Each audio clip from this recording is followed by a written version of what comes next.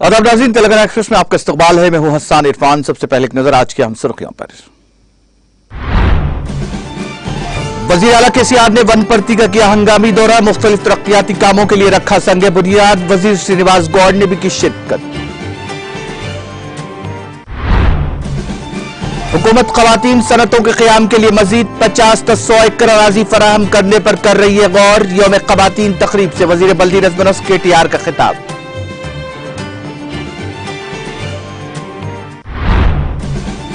तेलंगाना हुकूमत खवातीन की हमजहती तरक्की के लिए कोशा, 33% तहफ़्फ़ुज़ात की फराहमी संजीदगी का सबूत। यौम खवातीन तकरीब से वज़ीर दाखिला मोहम्मद महमूद अली का खिताब। वज़ीर श्रीवास यादव ने भी की शिरकत। हैदराबाद की तारीख में पहली मर्तबा खातून को मिला स्टेशन हाउस ऑफिसर का एजाज। यौम खवातीन के मौके पर वज़ीर दाखिला मोहम्मद महमूद अली की मौजूदगी में लिया जायजा।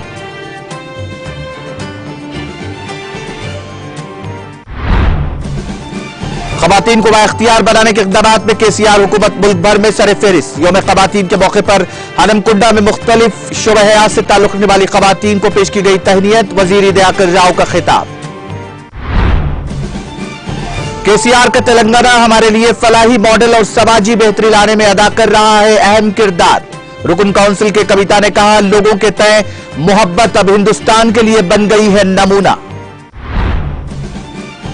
मशरक़ी लद्दाख में फौजी तात्तुल खत्म करने जुमा को हिंद चीन बातचीत। बाहमी तौर पर काबिल कबूल हल तलाश करने के लिए 15वें दौर के मुज़ाकरात।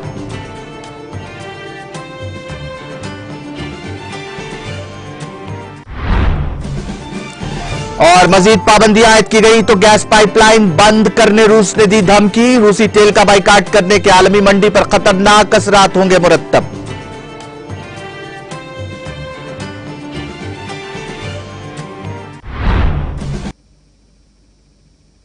और अब खबरें तफसील से।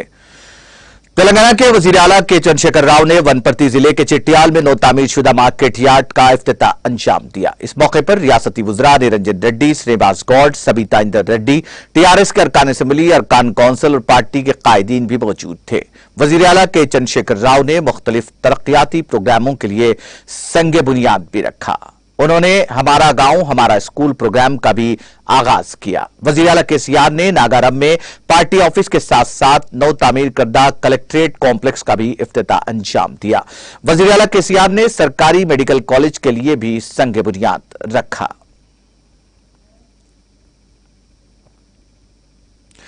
तेलंगाना के वजीर इंफॉर्मेशन टेक्नोलॉजी के तारक जमा राव ने कहा कि खवातीन एंटरप्रेनर्स को चाहिए कि वो उभरती हुई टेक्नोलॉजीज जैसे एरोस्पेस, दिफा और नए दौर के पेशतर शोबजात में मौके से इस्तेफादा करें। उन्होंने कहा कि हुकूमत खवातीन सनतों के क़याम के लिए मजीद 50 से 100 एकड़ अराजी फराहम करने पर गौर कर रही है। उन्होंने खवातीन पर जोर दिया कि इन शोबजात पर तवज्जो दी जाए जहां पर रोजगार के ज़ायद मौके पैदा हों। उन्होंने खातून सनतकारों के मसाइल की यकसवी के लिए सिंगल विंडो के नए सनती शोबे उद्यमिका का ऐलान किया। इसके जरिए खातून एंटरप्रेनर्स को मदद मिलेगी। एक कमेटी इक़दामात का जायजा लेगी और कॉर्पस फंड बनाएगी जिसके जरिए खातून सनतकारों के लिए ईज ऑफ डूइंग में इजाफा होगा। उन्होंने बैनुल-अक़वामी यौम खवातीन के मौके पर सुल्तानपुर में फिकी एफएलओ सनती पार्क का इफ्तिताह किया जो 50 एकड़ पर फैला हुआ है। यह मुल्क का पहला सनती पार्क है जो खातून एंटरप्रेनर्स की मिल्कियत है। उन्होंने कहा कि हैदराबाद ने आलमी सतह पर इस्तेमाल टीकों का 1/3 सप्लाई किया। उन्होंने कहा कि दवासाजी के शोबे में हैदराबाद का अहम रोल रहा है। इसको नए शोबेजात की शुरुआत पर मद्देनजर नहीं रखना चाहिए बल्कि दुनिया को तब्दील करने के बारे में खवातीन को सोचने की जरूरत है। उन्होंने खातून एंटरप्रेनर्स पर जोर दिया कि वो वी हब की खिदमात हासिल करें जो मुल्क का पहला और रियासती हुकूमत की क़यादत वाला पहला इंक्यूबेटर है।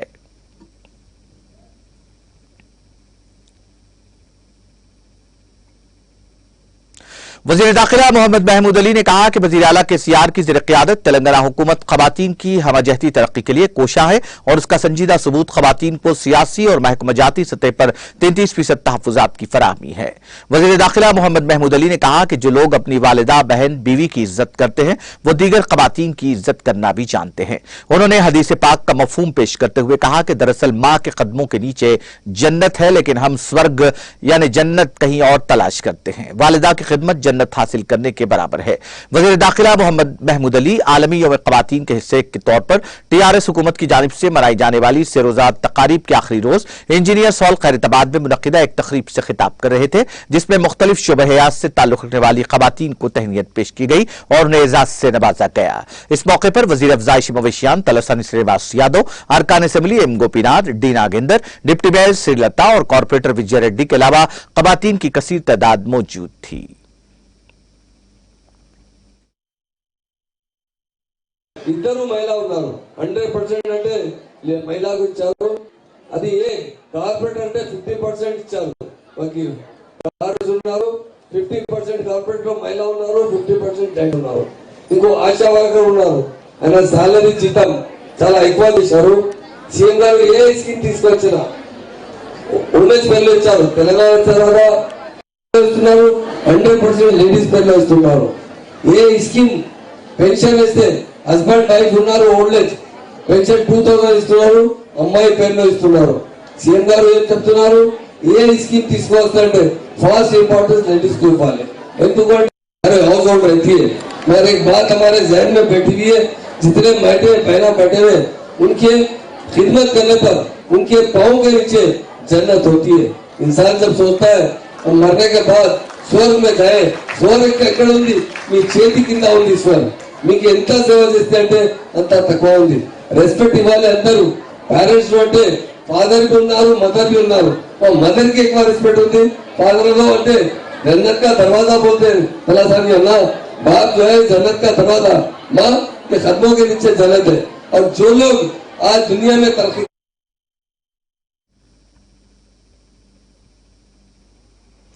बैनुल-अक़वामी यौम ख़वातीन के मौके पर हैदराबाद को पहली खातून स्टेशन हाउस ऑफिसर हासिल हो गई है, क्योंकि आज पहली खातून station house officer law and order Hyderabad city police के तौर पर मधुलता ने जिम्मेदारी संभाल ली।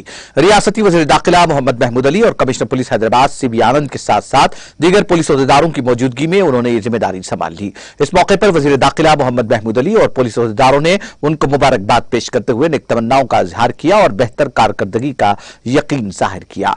कमिश्नर पुलिस हैदराबाद CB आनंद ने वाज़ेह किया था कि बैनुल-अक़वामी यौम ख़वातीन के मौके पर खातून अहदेदारों को SHO बनाया जाएगा और जल्द ही अहम ओहदों पर ख़वातीन खिदमत अंजाम दी जाएंगी, जो तेलंगाना हुकूमत का भी मिशन है। उन्होंने कहा था कि 8 खातून ISIs ने हैदराबाद सिटी पुलिस में रिपोर्टिंग की है, जिनको तरबियत दी जाएगी और उनको अहम ओहदों पर मुकर्रर किया जाएगा। उन्होंने उम्मीद जाहिर की थी कि मुकम्मल पुलिस फोर्स में 20 से 30% खातून कांस्टेबल्स और SIs होंगी।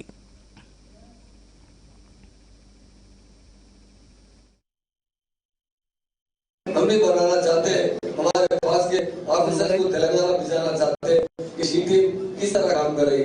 भरोसा सेंटर इसलिए बनाया गया, सिर्फ वुमेन्स के लिए बनाया गया, ताकि उन्हें भरोसा हो कि हम यहाँ पर जहाँ रहते हैं अमन से रहे, बहुत अच्छा सा काम करते हैं. यकीनन मैं उन्हें मुबारकबाद देता हूँ कि हमारी बहनें भी आज पुलिस ऑफिसर बने, डिफेंस में जाते हैं, एयरफोर्स में जाते हैं, हर जगह अपना नाम कमाकर हमारी महिला आते हैं. महिला किसी से पीछे नहीं है. आज हैदराबाद हो, राजागुंडा हो, साइबराबाद हो, एक दिन ऐसा आएगा वहां भी लेडीज वुमेन एक कमिश्नर बनेगी और अच्छी तरीके से इस कंट्रोल करेगी. ये हमारी दुआ है, क्योंकि हमारी बहनें बड़ी ऑफिसर्स हमारे बहुत अच्छी तरीके से काम करती है. वुमेन्स डे यकीनन रेगुलर वुमेन्स डे हमारे लिए हम ये देखते हैं, जब कोई लेडीज आती है, आपके DC भी जब भी आते हैं, मैं समझता हूँ ये पहले जाए बाद में मैं जाए. हमेशा यही कोशिश करता हूँ कि हमारी बेटी है, हमारी बच्ची है, हमारी बहनें हमसे आगे रहे, हम उनके साथ चले. और हम बचपन में एक बात सुनते थे, क्योंकि इसमें कोई भी हो, जब पैदा होने के बाद एजुकेशन हासिल करते हैं, कोई IAS बनते हैं, कोई IPS बनते हैं, कोई डॉक्टर बनते हैं, कोई हर डिपार्टमेंट में काम करते हैं, और उसी तरह पुलिस डिपार्टमेंट में. माँ जो होती है, माँ का बहुत बड़ा दर्जा होता है. पहले इंसान बच्ची रहती है, बड़ी होती है, पढ़ती लिखती है, बाद में मुलाजमत में जाती है, हाउस होल्ड भी रहती है, पर माँ तो जरूर बनती है. माँ जो होती है हर मजहब में उसकी बड़ी इज्जत है. हम ये कहते हैं, हमारे बड़े बुजुर्ग हमने समझाया है कि माँ के पैरों के नीचे जन्नत होती है. इंसान मरने के बाद स्वर्ग और नरक में जाता है, पर जो इंसान माँ की खिदमत नहीं करता, अपने पेरेंट्स को नहीं देखता, वो स्वर्ग में नहीं नरक में जाता है. ये हमारे दिमाग में बिठाया गया, यह हकीकत भी है. इसलिए हम मैक्सिमम लेडीज की रेस्पेक्ट देना चाहिए, उन्हें हमेशा इज्जत करना चाहिए, उन्हें उनको उनके जो बात रहती है अपने माँ की, और माँ के कदमों के नीचे जो इंसान हम सुने, जो माँ की दुआ लिया है, वो बहुत सक्सेस हुआ। हम भी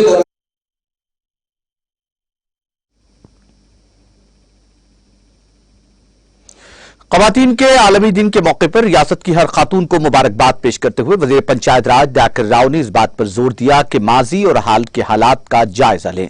तेलंगाना कैसा है, पहले कैसा था। ख़वातीन पर वज़ीर आला केसीआर के बेशुमार इनामात हैं। ख़वातीन को बाइख्तियार बनाने के लिए वज़ीर आला केसीआर जितना काम कर रहे हैं उतना मुल्क में कोई नहीं कर रहा है। इस शोबे में जितने अवार्ड्स हमें मिले हैं किसी और को नहीं दिए गए। रियासती वज़ीर दयाकर राव ने हनमकुंडा के अम्बेडकर भवन में जिला ख़वातीन, बच्चों, मफलूज और बुजुर्गों के महकमे के इज्तिमाम मुनक़िदा बैनुल-अक़वामी यौम ख़वातीन तक़रीब में मेहमान खुसूसी की हैसियत से खिताब करते हुए इन ख़यालात का इजहार किया। इस मौके पर मुख्तलिफ शोबा हयात से ताल्लुक़ रखने वाली ख़वातीन को तहनीत भी पेश की गई। వస్తే కోర్టు పోయాలంటే భర్త బతరాడినా లాస్ట్కి ఏదో ఒప్పుకునేది లేకపోతే ఒప్పుకోపోయేది. కానీ ఈరోజు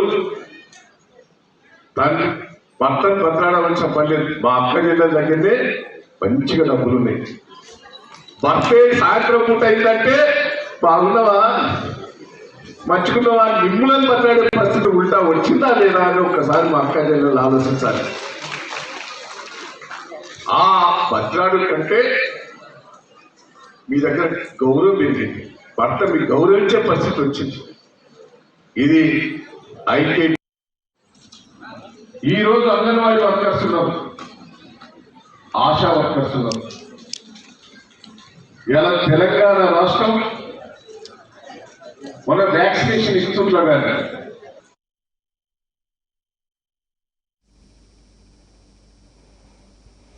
रुकन कानून साज काउंसिल के कविता ने कहा कि हर साल वजीर आला केसीआर का तेलंगाना हमारे लिए फलाही मॉडल और समाजी बेहतरी लाने में अहम किरदार अदा कर रहा है। आज दुनिया तेलंगाना को सरमायाकारी और कारोबार के एक मरकज के तौर पर देखती है। हमारे उभरते हुए आईटी सेक्टर और स्टार्टअप्स के लिए साजगार पॉलिसियों के साथ हम आगे बढ़ रहे हैं। केसीआर हुकूमत की फलाही स्कीमें तेलंगाना के 8.2 मिलियन से ज्यादा लोगों को ताउन करती हैं। इनमें आसरा पेंशन, कल्याण लक्ष्मी, शादी मुबारक, केसीआर किट और बार्बर्स और लॉन्ड्रियों के लिए मुफ्त बिजली जैसी स्कीमात शामिल हैं। तेलंगाना हुकूमत का फलाही बजट दीगर रियासतों से आगे है। 8 सालों में रियासत का फलाही बजट 2014-2015 में 15,750 करोड़ से 2022-2023 में 2,56,958 करोड़ हो गया है। वजीर आला केसीआर की तेलंगाना और जिंदगी के तमाम शोबों से ताल्लुक रखने वाले लोगों के तय मोहब्बत अब हिंदुस्तान के लिए एक नमूना बन गई है। तेलंगाना को खुद कफील और विजन के जरिए वजीर आला ने यह साबित किया है कि सही नुक्ते नजर के साथ रियासतों की मईशत तरक्की कर सकती है। यह है तेलंगाना की कहानी और केसीआर का vision.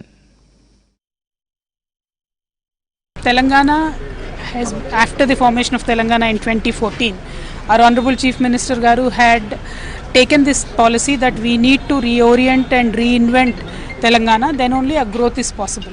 So in 2014 we started with a 1 lakh crore budget. Today we have come to a budget of 2.56 lakh crore.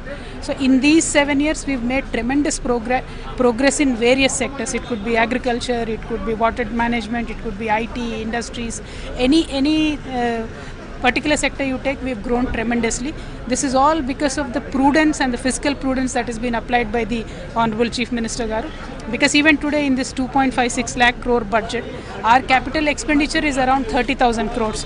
So any state, any country which invests more into capital expenditure is definitely bound to grow. Telangana has applied that fiscal prudence. That is why we've grown. We are very happy to say that when we emerged as a state, there were many discussions about how the state is going to survive. But today we have proven to be the economic powerhouse of this country. We are role model in various sectors as told by the parliament itself. So we are very happy that the budget today presented has grown leaps and bounds, and we are happy for the people of Telangana. नहीं, मेरा बोलना इतना ही है कि जो आज आपने तेलंगाना के बजट में देखा है, इसी एजेंडा को हम देश भर में प्रपोज करना चाह रहे हैं और कुछ नहीं है। ये लोगों का एजेंडा है, किसी पार्टी का, किसी एक व्यक्ति का एजेंडा नहीं है, बिल्कुल लोगों का एजेंडा है। देश को आगे बढ़ना चाहिए। जिस तरीके से तेलंगाना को आगे बढ़ने में हमारा जो योगदान था, कल के दिन देश के प्रति भी हमारा योगदान रहेगा, क्योंकि तेलंगाना के ग्रोथ में देश का भी ग्रोथ है। आज हमारे तेलंगाना ने 1% GDP को ऐड कर रही है इस देश के GDP को। So our state's growth is obviously the country's growth. The kind of cooperation or the kind of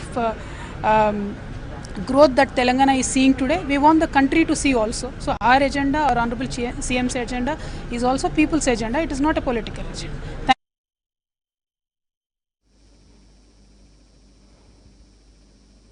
badminton star PV Sindhu ने कच्चा बादाम गीत पर रक्स करते हुए एक वीडियो सोशल मीडिया के अहम प्लेटफॉर्म इंस्टाग्राम पर पोस्ट कर दिया। इस गीत पर कई अफराद ने रक्स करते हुए अपने वीडियोस को पोस्ट किया है और यह गीत सोशल मीडिया पर धूम मचा रहा है। सिंधु का यह वीडियो तेजी के साथ वायरल हो गया, जिसको अब तक तकरीबन 1.6 मिलियन अफराद ने देखा है। इस पर कई कमेंट्स भी आ रहे हैं। उनके इस रक्स को काफी पसंद किया जा रहा है। इस वायरल वीडियो में बैडमिंटन स्टार जद रंग के शलवार सूट पहनकर रक्स कर रही हैं। वो किसी प्रोफेशनल डांसर की तरह रक्स करती हुई नजर आ रही है। यह गीत बंगाल के एक मूंगफली फरोख्त करने वाले का है, जो इन दिनों काफी ज्यादा वायरल हो गया है। इस पर कई अफराद रक्स कर रहे हैं, जिनमें अहम शख्सियात भी शामिल है। रियासती वजीर इंद्रकरण रेड्डी ने कहा कि अगर हमारे पास मां नहीं है, बीवी नहीं है, जो हर चीज का सरचश्मा है, तो हम तमाम शोबों में सबसे आगे नहीं हैं। वजीर इंद्रकरण रेड्डी ने कहा कि तेलंगाना हुकूमत आंगनबाड़ी और आशा वर्कर्स को ताउन फराहम करेगी। यौम खवातीन तकरीब से खिताब करते हुए उन्होंने इन ख्यालात का इजहार किया। इस मौके पर केक काटते हुए यौम खवातीन का जश्न मनाया गया। इस मौके पर वजीर इंद्रकरण रेड्डी, रुकन असेंबली विठल रेड्डी, जिला जेडपी चेयरमैन विजय लक्ष्मी, जिला कलेक्टर और दीगर ने इस प्रोग्राम में शिरकत की। इस मौके पर चेक भी हवाले किया गया।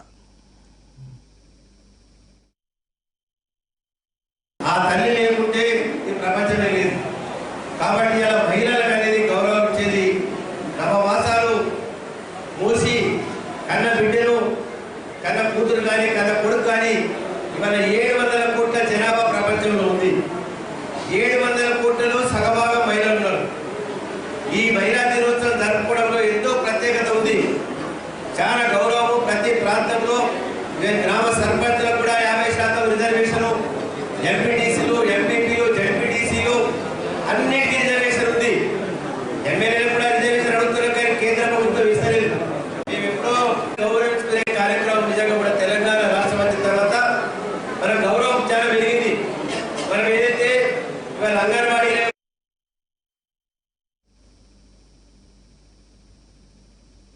हल्का असेंबली मलकाजगिरी के रुकन असेंबली मैडमपल्ली हनुमंतराव ने मंगल को जीएचएमसी अलवाल सर्कल का वसी दौरा किया। अलवाल डिवीजन में राजीव वेकर सेक्शन कॉलोनी में बैनुल-अक़वामी यौम ख़वातीन के मौके पर मल्लिकार्जुन भरम्बा महिला संगम की तरफ से मुनक्किदा एक तकरीब में उन्होंने मेहमान खुसूसी के तौर पर शिरकत की। इस मौके पर उनकी शॉल पोशी की गई और केक काटा गया। मैडमपल्ली हनुमंतराव ने ख़वातीन को यौम ख़वातीन की मुबारकबाद पेश करते हुए ख़वातीन के मुआशरे में अहमियत को उजागर किया।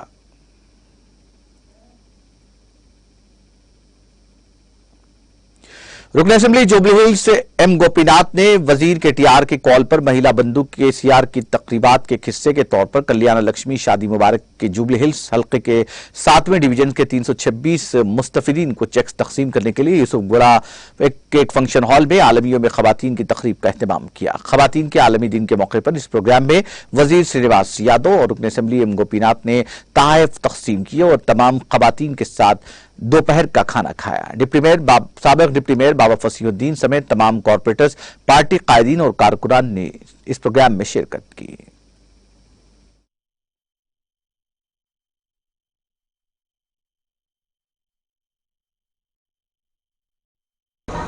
తెలంగాణలో 10 లక్షల చిల్లర ఇవ్వడం జరిగింది కుదాకా. మరి మా జూబ్లీ కాన్స్టిట్యున్సీలో టోటల్ 10 లక్షల చెక్కులు అయిన శుభ సందర్భంగా మరి వాళ్ళు దాదాపు ఒక 300 చెక్కులు మేము కూడా ఇక్కడ కాన్స్టిట్యున్సీ తరఫున ఇవ్వడం జరిగింది. మరి వచ్చిన మహిళలందరూ కూడా జూబ్లీ కాన్స్టిట్యున్సీలో మహిళలందరూ కూడా విందు ఇవ్వడం జరిగింది. ఇచ్చి ఈ 10 లక్షల చెక్కులు కంప్లీట్ అయిన సందర్భంగా మేము ఈ కార్యక్రమం నిర్వహించడం జరిగింది. ఈ కార్యక్రమం ముఖ్య ఉద్దేశం ఏంటంటే ఎవరు కూడా ఇప్పుడు దాకా భారతదేశంలో ఈ స్కీమ్ని ఎవరు అమలు చేయలేదు, అసలు ఎవరు ఇవ్వలేరు కూడా ఈ షాదీ ముబారక్ కళ్యాణ లక్ష్మి చెక్కులు ఈ స్కీమ్ అనేది.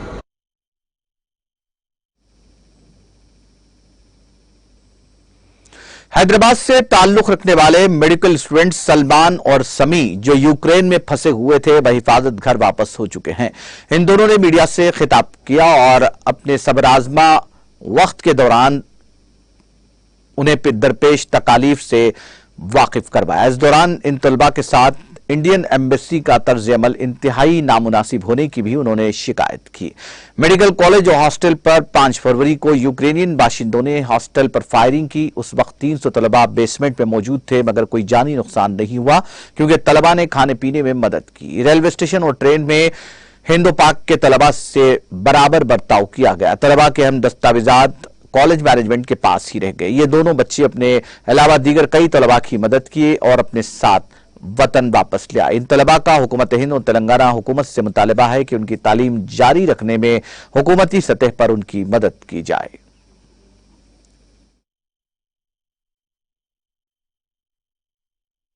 लुसेनिया बॉर्डर ये हंगेरियन बॉर्डर है।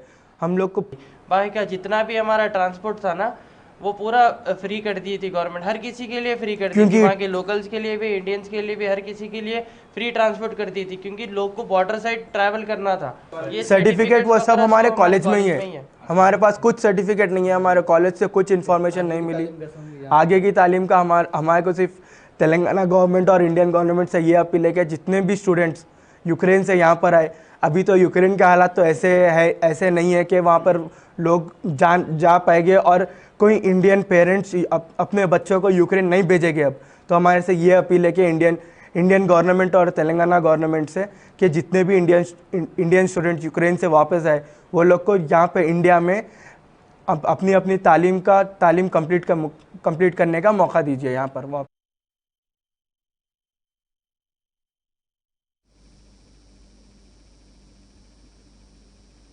जिला निजामाबाद से ताल्लुक रखने वाली 2 तालिबात सानिया और निशा ने एक प्रेस कॉन्फ्रेंस से खिताब करते हुए यूक्रेन में रूसी हमलों के दौरान हिंदुस्तानी तलबा और दीगर ममालिक के तलबा को दरपेश मुश्किलात से वाकिफ करवाया। इन दोनों ने अपनी जिंदगी को जोखम में डालकर किस तरह हिंदुस्तान का सफर तय किया, इस कहानी से भी उन्होंने मीडिया को वाकिफ करवाया।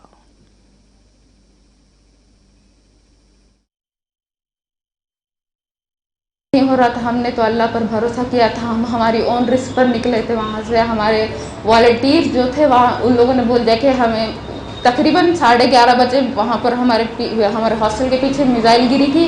तो हमने वहाँ से हमारे ऑफिशियल से मतलब हमारे रिप्रेजेंटेटिव से बात की थी, तो उन लोगों ने कहा कि 12:30 बजे आके उन लोगों ने रात के मैसेज दिया कि 4 बजे हमें निकलना है हॉस्टल से हमारे ओन रिस्क पे।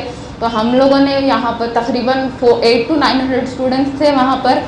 तो हॉस्टल 5, हॉस्टल 4 के और जो फ्लैट्स में बच्चे रह रहे थे मेट्रो स्टेशन से, उन लोग को भी वहाँ से निकाला गया था।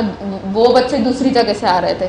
हम लोग ने वहाँ से 4 बजे उठकर सब फ्रेश हो गए थे, सब हो गया था 6 बजे बाई वॉक निकले हम लोग वहाँ से। तकरीबन 10 किलोमीटर का रास्ता था, 10 किलोमीटर्स का। वहाँ से पूरे 900 बच्चे पैदल चलकर लाइन में सब गए थे। वहाँ पर बहुत कारगिल के रेलवे स्टेशन पर पहुँचे 8 बजे। फिर वहाँ से हम लोग ने जैसे हम लोग 100 किलोमीटर का रास्ता था कि स्टेशन पहुँचने के लिए, तभी 3 मिसाइल एक साथ गिरी थी। हमारे फ्रेंड्स जो दूसरी तरफ से आ रहे थे उन लोग के फेस पे यहाँ तक कि कांच भी गिरी थी उनके फेस पे। तो वहाँ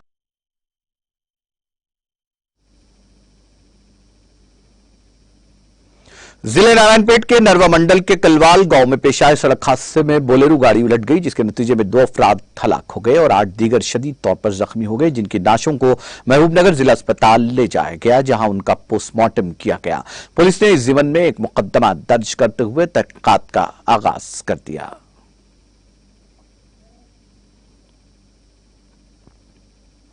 एसीपी वरंगल की निगरानी में रंगमपेट में कॉर्डन एंड सर्च ऑपरेशन शुरू किया गया। इस कार्रवाई में 6 एसआई और 51 सिविल और क्यूआरटी फोर्स ने हिस्सा लिया। इस मुहिम के दौरान 54 मकानात की जांच की गई और 6 राउडी शीटर्स के मकानात की भी तलाशी ली गई और बगैर मुनासिब दस्तावेजात के 19 बाइक्स जब्त की गई। इसके अलावा 4 बगैर नंबर प्लेट की गाड़ियां और 3 अफराद के कब्जे से 11,455 रुपए मालियत की शराब भी जब्त की गई। सर्च ऑपरेशन की तकमील के बाद आवाम से मीटिंग करते हुए 4G के बारे में बातचीत की और सीसीटीवी कैमरों की अहमियत और आवाम को साइबर क्राइम से भी वाकिफ करवाया गया। వెహికల్స్ 2 వీలర్స్ దొరికినాయి. అంతేకాకుండా 11,500 రూపాయల విలువైనటువంటి మద్యం కూడా దొరికింది. కనిపిస్తుంది ఇక్కడ మరి అందరు బుద్ధిమంతులు చాలా మంది ఉన్నారు, ముగ్గురు కలిసి అమ్ముతున్నారు, వీటి పట్టుకోవడం జరిగింది. ఇది చూస్తే ఏమైందంటే షాప్ లో చూసినప్పుడు చాలా మంచిగా అనిపిస్తుంది, ఇక్కడికి వచ్చి బయట పెట్టినప్పుడు చూస్తే మనకు అబ్బో ఏదో బాగానే అనిపిస్తుంది. అవునా కదా? మిమ్మల్ని అన్ని హాస్టల్స్ ఇక్కడ ఉన్నాయి, అందరు చెక్ చేస్తారు, ఐడి కార్డు చెక్ చేస్తారు, అసలు మీరు ఏ కాలేజ్ చదువుకుంటారు, మీ కాలేజ్ అడ్మిషన్స్ ఏంటి, క్లాస్ పోతురా లేదా, బయట డుమ్మా కొడుతురా, యూటీజీ ఇవే చూస్తానులే మళ్ళీ ఒకసారి. ఓకే, అప్పుడు చెప్తాను. జస్ట్ మీకు ఏంటంటే చాలాసేపు నుంచి ఇక్కడ నిలబడి ఉన్నారు, బోర్ కొడుతుంది కదా అని చెప్పాను తప్ప నేను చెప్పేది సరదా.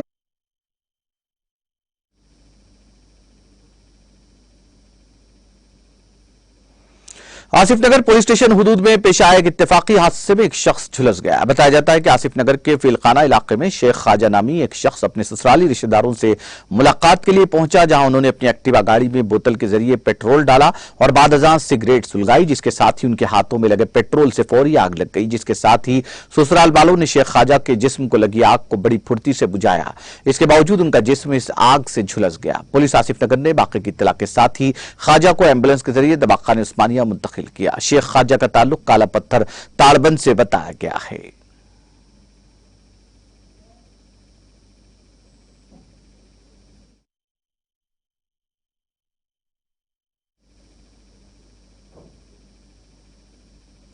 तेलंगाना एक्सप्रेस में वक्त ब्रेक का ब्रेक के बाद भी खबरों का सिलसिला जारी रहेगा।